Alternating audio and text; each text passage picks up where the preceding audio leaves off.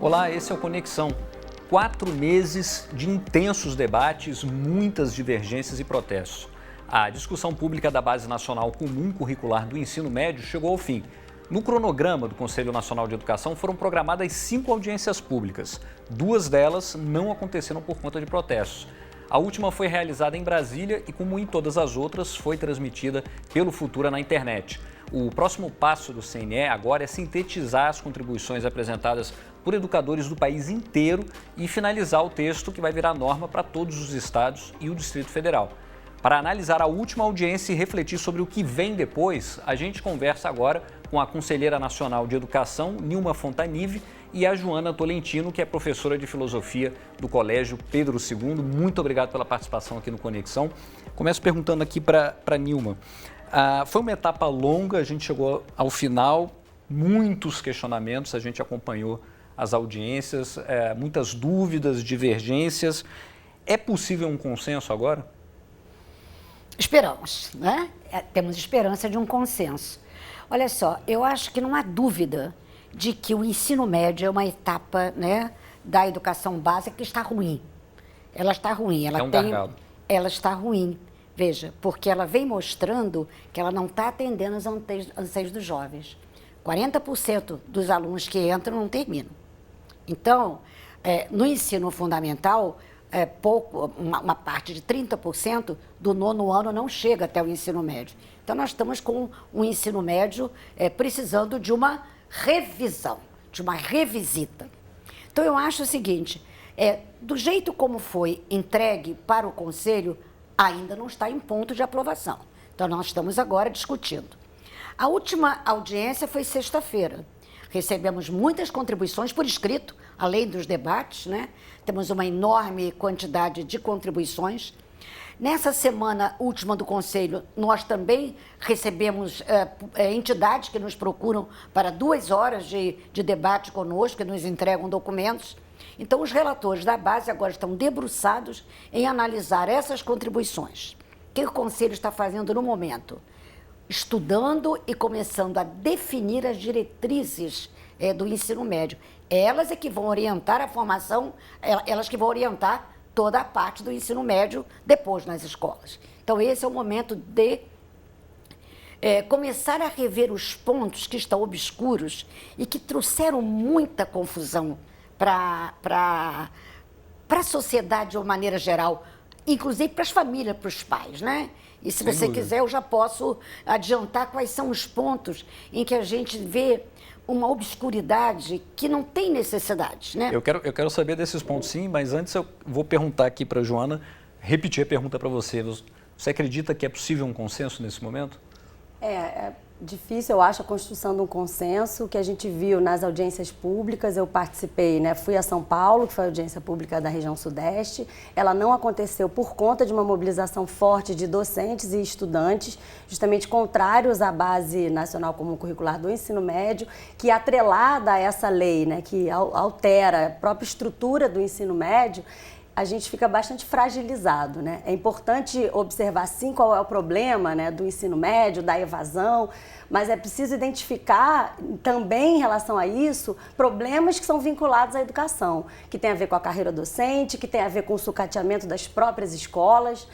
Metade dos municípios do Brasil tem apenas uma escola do ensino médio. A responsabilidade de oferta da educação do ensino médio é dos estados. Isso não vem sendo feito da forma devida, como deveria ser feito, né? O estado do Rio mesmo já chegou a usar o Fundo Nacional do Desenvolvimento da Educação, o FNDE, para pagamento de salário, coisa que não é permitida. Então, assim, é preciso olhar de uma forma mais abrangente os motivos que causam, de fato, essa evasão do jovem do ensino médio. A gente lembra que o Rio de Janeiro ainda passa por uma crise fiscal sem precedentes, né?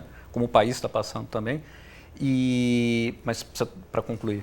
Eu acho que é difícil esse consenso, que a gente viu por parte da sociedade, seja organizada, né, seja a sociedade que conseguiu lá vaga nas audiências públicas, porque também não tinha uma estrutura muito pública, né, eram sempre poucas vagas. Agora mesmo, a de Brasília, dentro do Conselho Nacional de Educação, eram 200 vagas para discutir o futuro da educação no país, né, é bastante reduzido. Então, o que a gente ouviu de todas essas falas de docentes, de responsáveis por estudantes, de estudantes, é que essa lei e essa base, ela traz, na verdade, um sucateamento ainda maior da oferta do ensino médio. É bem possível que as instituições privadas não sigam, né, aquela reduzida oferta ali que privilegia matemática, português, né, alguma coisa de núcleo comum, depois parte para os itinerários formativos, enfim. Pois é, você já tocou num assunto aqui que é espinhoso, que é esse lado obscuro da BNCC que não ficou claro para as pessoas, né?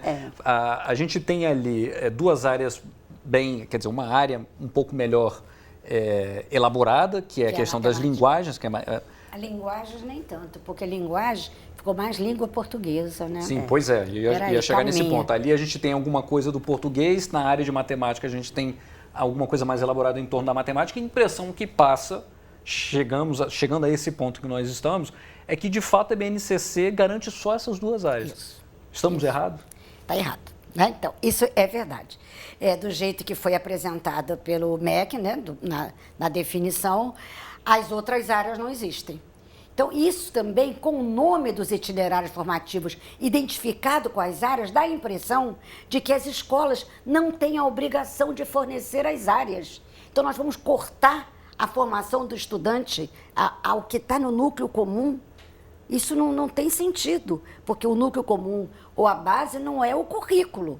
Então, veja só, aqui o Conselho agora está debruçado. Mas o Conselho reconhece que há um silêncio, assim, uma falta de informação sobre o que serão essas outras áreas? Claro, nós agora, veja, claro que há um silêncio. Nós agora começamos a definir as diretrizes e nós vamos tornar clara essas áreas. Mas agora um questionamento aqui. Isso não deveria ter sido feito talvez antes do início das audiências públicas, porque foi necessário cumprir todo esse cronograma sem essas informações e com essa sensação que a professora trouxe aqui para o programa de que só português e matemática de fato estão garantidos. Quer dizer, se essa outra regulamentação, se essa outra noção, esse texto mais elaborado sobre as outras áreas tivesse sido feito antes do início das audiências públicas, talvez a gente não tivesse tido um trabalho mais proveitoso nesses debates? Antes de ter sido entregue ao Conselho Nacional. As audiências públicas foram promovidas pelo Conselho, além do que se recebeu pela internet, milhões de contribuições. Então, nós recebemos um documento que eu posso dizer que está imperfeito. Por isso, as audiências foram tão críticas, porque definiu-se bem língua portuguesa e matemática, dando a impressão à sociedade que o resto é eletivo, que o resto pode existir ou não. Não é isto que vai acontecer. Essa foi a impressão que passou? Que eu diria que não é só uma impressão, porque a gente tem que trabalhar com os documentos que estão escritos, né? Primeiro, essa reforma do ensino médio surge como uma medida provisória em 2016 e a única justificativa para ser uma medida provisória seria a urgência de tal medida, né? Logo em fevereiro ela é aprovada e agora a gente já está mais de um ano e meio depois, no ano de 2018, e ainda não temos efetivamente a nova estruturação do ensino médio, né? Então, na verdade, a gente vê que não havia pressa, não havia necessidade de estabelecer nada como medida provisória e a verdade é que até hoje a gente está inseguro e a gente só tem como trabalhar. Eu sou uma profissional de educação, eu preciso fazer um planejamento, eu sou mãe de estudante do ensino médio, então a gente só pode trabalhar com o que está escrito, né? A verdade é que um ano e meio depois nos entregam uma base do ensino médio separada da base do ensino fundamental e da educação infantil, o que já é uma quebra indesejável para aquilo que se quer entender como a educação básica como um todo, e aí nos entregam com uma série de lacunas, né? Eu realmente espero que o Conselho Nacional de Educação possa resolver esse problema, né? Eu ouvi alguma fala de alguns conselheiros, né? O conselho é bastante diverso, bastante plural, mas ouvindo um pouco, né, a demanda da sociedade, dizendo é preciso devolver esta base, é preciso devolver para o MEC e dizer da forma como ela está, é impossível trabalhar porque ela não garante direitos, ela efetiva uma perda de direitos. E justamente no Plano Nacional de Educação, a ideia de uma base nacional comum curricular é garantir direitos de aprendizagem. E aí como é que vai ficar essa situação agora? Então, a sugestão dela. O Conselho Nacional não tomou a decisão de devolver ao MEC. Essa não é uma decisão. Né? Não é uma decisão. Vai devolver. Não vai devolver. Nós vamos trabalhar em cima do que nos foi oferecido, trabalhando melhor as diretrizes. Nesse meio tempo, então agora eu vou concordar com você. O ano passado, o Conselho se debruçou a analisar e discutir a base do ensino fundamental. Que houve um corte da educação básica, houve. Isso é inegável, né? Veja, eu estou falando pelo Conselho, Conselho é um órgão de Estado, Conselho é um órgão de governo. Então, eu estou podendo falar, né, com tranquilidade de ser um membro de um órgão de Estado. Então, houve, de fato, essa quebra, e essa quebra foi complicada do ponto de vista da natureza, né, da própria educação básica. A gente está falando dessa discussão separada que aconteceu, da então, BNCC do ensino fundamental. O ensino infantil e o ensino fundamental, que foi o trabalho da gente com as audiências públicas do ano passado, que conseguimos fechar e apresentar, e a gente até sabe, tem agora reuniões de CONSED, como você sabe, que os estados e os municípios já começaram, já estão, né, em processo de elaboração dos seus currículos plenos da educação fundamental. Então, eu acho assim, surge a base do ensino médio num momento bastante conturbado, num momento de mudança de governo, e acho assim que, de uma certa maneira, houve uma precipitação do MEC em entregar ao Conselho ainda um documento imperfeito, que não definia bem as outras áreas.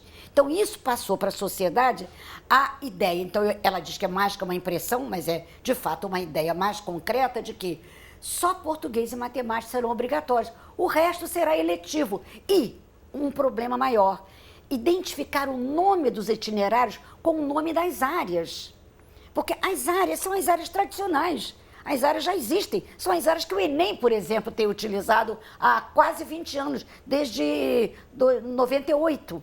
São as áreas que compõem-se de física, química, biologia nas áreas de ciências, né? Então, história e geografia nas áreas de ciências humanas, sociologia e filosofia. Então, eu vou trazer sociologia e filosofia. E, então, ninguém imagina que no nosso país essas disciplinas vão acabar. Isso não tem sentido. Então, a impressão que dá, né, com uma base ainda incompleta, né, dada ao Conselho, passa a impressão de que isso não existe mais. Quer dizer, que então a formação, houve uma redução de direitos de aprendizagem, houve uma redução. Então, o Conselho tem que corrigir isso. É a nossa tarefa no momento. Eu quero aproveitar que a gente está falando aqui de BNCC, eu queria ouvir a opinião de uma outra pessoa que esteve lá também na audiência. A gente vai ouvir o que disse o gerente de Relações Institucionais e Governamentais da Brascom. Vamos ouvir. De programação, algoritmos básicos e ferramentas de manuseio de dados para colaborar e formar competências fundamentais no ensino médio. É fator de extrema importância para a preparação da população do nosso país. Recomendamos que a inserção curricular contemple 3 aspectos. O primeiro é a cultura digital, onde a busca pela compreensão dos impactos das tecnologias digitais na sociedade de forma contextualizada e crítica. O outro aspecto é o mundo digital, que explica como a informação pode ser codificada e organizada para que possa ser processada, armazenada e transmitida de um ponto a outro. E, por fim, o pensamento computacional, que é a capacidade de sistematizar, representar, analisar e resolver problemas através da construção e implementação de algoritmos. Aliado a isso, obviamente, a gente precisa de uma formação relevante nessa aptidão socioemocional dessas crianças e jovens que vão entrar nesse mercado de trabalho, uma vez que a compreensão tão somente da técnica não é suficiente, não se exaure, mas há necessidade sim de que esses novos profissionais, esses estudantes, esses pensadores críticos tenham alta capacidade de comunicação, de interação em grupo, enfim, de outras aptidões que entendemos extremamente relevantes para essa 4ª revolução industrial. Então, deixo aqui meu agradecimento. Muito obrigado. Muito obrigado. O Daniel trouxe outro elemento importante, né, que é a questão dessa cultura digital que a gente não tem como ignorar mais, é parte da nossa vida. Na sua avaliação, isso é uma questão também que ficou obscura nesse texto do BNCC? Eu acho que essa questão da inclusão digital é muito importante, né? Sem dúvida, o colégio é um polo muito capaz, né, e profícuo para fazer isso.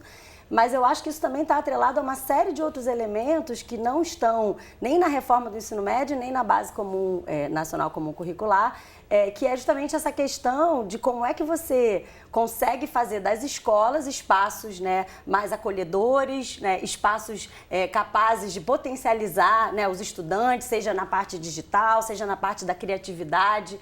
Então, a gente não faz isso sem investimento na formação de professores e sem investimento nas escolas, né? Então, realmente é um elemento que tem que estar presente ao lado dessas novas diretrizes do ensino médio, ao lado dessa nova lei do ensino médio, tem que estar caminhando junto, né, como pensar a formação de professores e como pensar a inclusão digital, como pensar, né, a melhoria do espaço escolar, para que o estudante tenha prazer de estar ali, para que ele queira estar ali e não para que ele ache que ele está perdendo o tempo da vida dele naquele espaço. Nilma, teve muita contribuição nesse sentido, como essa da Brascom? Sim, muita contribuição. A parte computacional, a introdução da computação, né, no ensino médio tem muita contribuição e serão atendidas, serão definidas. Eu queria chamar então para essa conversa agora a Leila Ribeiro, que é diretora de ensino de computação da Educação Básica da Sociedade Brasileira de Computação, que entrou aí nesse movimento também, sugerindo a inclusão dessas questões no texto da BNCC. Leila, você me ouve bem? Sim. Bacana, obrigado pela participação aqui no Conexão. A sociedade entrou então nesse movimento nessa contribuição, no sentido de fazer com que essa educação digital seja mais presente no texto da BNCC? Sim, a gente já participou de várias audiências, o ano passado, inclusive no ensino fundamental, né, e agora também nas audiências do ensino médio. A SBC já tem um trabalho de anos, né, e a gente entregou tudo para o CNE e também para o MEC, propostas de objetos de conhecimento e habilidades que a gente acredita que devam ser trabalhadas com os alunos desde o ensino fundamental até o médio, né? E eu queria chamar a atenção que quando a BNCC foi homologada o ano passado, a parte do ensino fundamental, ficou um artigo, a questão da computação não ficou encerrada. O artigo 22 da resolução diz que a computação ainda vai ser normatizada pelo CNE no nível fundamental. Então, é isso que a gente está agora, né, trabalhando, e a gente já conversou mais de uma vez com o CNE sobre esse assunto, para tentar passar para eles, né, o que a gente acha importante que aconteça ainda no fundamental, para depois passar para o ensino médio. Porque a questão é que a computação hoje em dia é fundamental para todas as áreas. Todos os países do mundo, tanto desenvolvidos quanto subdesenvolvidos, já estão incluindo a computação, que não é uma questão só tecnológica. A gente vê agora, até há pouco tempo atrás, os índices do Brasil de aprendizado em português e matemática são baixíssimos. A computação pode melhorar muito, porque o pensamento computacional desenvolve capacidade de entender códigos, como é que se codifica a informação, como é que se decodifica, como é que se trabalha textos, né? E tudo isso é um pensamento muito lógico e um raciocínio matemático, então vai ajudar muito tanto no português quanto na matemática, além da pessoa conseguir compreender melhor o mundo, né? Porque hoje o computador está em tudo, então se a gente não entende como as coisas funcionam, a gente não consegue viver bem. E Leila, na sua avaliação, qual a importância de você deixar isso claro no texto da BNCC? O que isso garante na sua avaliação? É importante porque existe muita confusão nas escolas, as redes escolares, professores, para saber o que tem que ser ensinado e quando tem que ser ensinado. E a gente que é da área da computação, a gente sabe e a gente acha que é importante que o MEC defina isso para dizer, olha, no primeiro ano temos que trabalhar isto, no segundo, isto, porque assim as escolas vão conseguir trabalhar esses conceitos de uma forma que vai garantir o desenvolvimento pleno dessas habilidades. Né? Porque hoje em dia isso é muito diverso e é muito confuso, ninguém sabe direito o que fazer e como fazer. E a gente acha que seria o papel do MEC, né, regular isso. Dizer, na sua avaliação, do jeito que a BNCC hoje está, passado esse período aí de audiências públicas, essa questão ainda é vaga no texto? a questão da computação, tanto o que apareceu no fundamental, que foi homologado, quanto as poucas coisas que existem em computação na BNCC no médio, estamos com um problema aí no sinal da Leila, a gente vai ver se a gente consegue normalizar, mas eu já trago aqui para o estúdio e pergunto para a Nilma. Nilma, essa questão que a Leila trouxe aqui para a gente, como é que isso vai ficar agora nessa fase de síntese que está sendo feita aí? É mais do que síntese, tem um grupo de estudos para trabalhar só com a área de computação. Tem um grupo, o Conselho definiu um grupo que está trabalhando e vai regulamentar isso também para o ensino fundamental. Sairão diretrizes para isso. A gente normalizou o nosso sinal. Leila, eu te perguntava para a gente encerrar nossa participação, da maneira como está hoje a BNCC, no que diz respeito à computação, você acha que o texto ainda é muito vago? Sim. O texto, tanto do fundamental, que apareceu no fundamental, quanto no ensino médio, ele além, não é só vago, ele é inadequado e tem várias questões que estão ali que estão incorretas, inclusive. A gente entregou uma nota técnica para o CNE e para o MEC, explicando todos os pontos, porque se a gente colocar lá da forma incorreta, isso pode causar um problema na educação. Bem rapidinho, então, qual seria um desses pontos, você poderia dizer? Bem rapidinho para a gente, qual seria um desses pontos, você poderia dizer para a gente? Bom, existem vários tipos de questões técnicas, né? Existe, por exemplo, o uso de fluxogramas, que lá está sugerido para representar dados. Fluxogramas não servem para representar dados, servem para representar fluxo de informação. Então, mesmo dessa forma, tem várias questões que são colocadas ali que não estão certas. Algumas são incorretas e algumas são inadequadas do ponto de vista didático-pedagógico. Não é assim que se ensina a computação.